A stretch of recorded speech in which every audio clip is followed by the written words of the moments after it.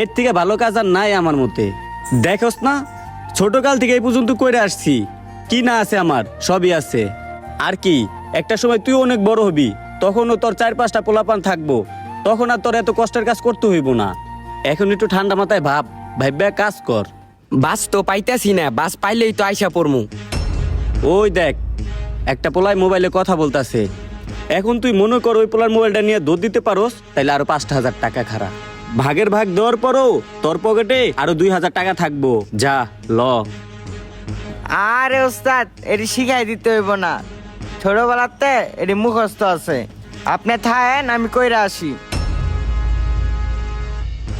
আরে ভাই, কে আছেন কে আছেন? আমার মোবাইলটা নিয়ে গেল ভাই, ধরেন ধরেন।